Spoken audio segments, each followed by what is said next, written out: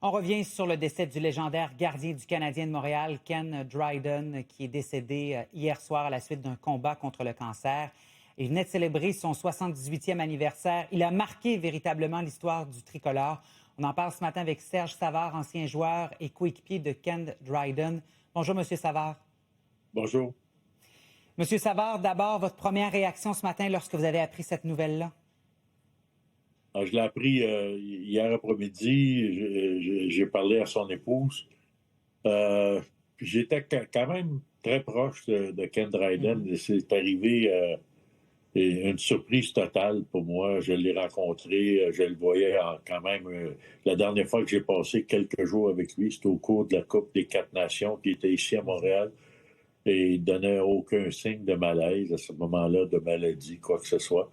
On me dit qu'il avait ce cancer-là depuis 2 ans et qu'il n'a pas voulu que personne le sache, excepté sa famille proche qui était au courant de la situation que les jours que vivait Ken Dryden. Moi, j'ai été... il a été 8 ans avec nous, le 6 Coupe Stanley. C'était un des plus grands de son époque. Puis j'ai été très près de lui dans les 4-5 dernières années. Lui et moi avons organisé les festivités du 50e anniversaire de la série du siècle. On se parlait chaque semaine. On avait une réunion chaque semaine. Il est venu à mes tournois de golf ici, où j'ai rendu hommage à la Coupe Canada 72, aux 4 Coupes Stanley d'affilée de 76 à 79. Alors, il était réellement présent ici. C'est un gars qui a fait sa marque. C'est un être extraordinaire, là, qui a été un athlète extraordinaire, puis qui a été un être extraordinaire en dehors de la patinoire, qui a voulu faire une différence dans la vie de tout le monde, là, a été député, a été ministre au fédéral.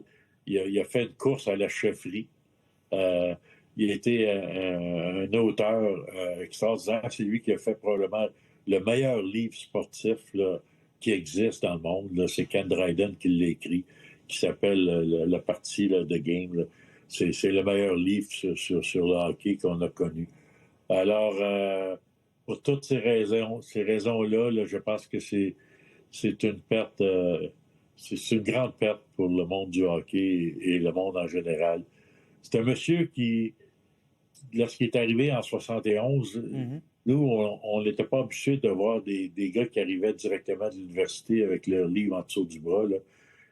C'était comme un extraterrestre qui arrivait dans notre vestiaire. Et on le regardait et on disait, je suis pas sûr qu'il va réussir. C'était un gars qui était en avant de son temps, qui parlait d'environnement il y a 50 ans. Et nous, on parle d'environnement aujourd'hui. Là. Il travaillait pour Ralph Nader l'été.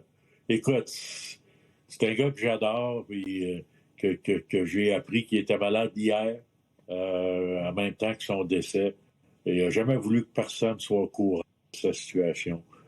En fait, c'est un choc pour tous nous là, tous les joueurs, ses anciens coéquipiers. On était très près de lui. Et moi, j'étais peut-être je suis très, très rapproché de lui au cours des 5 dernières années.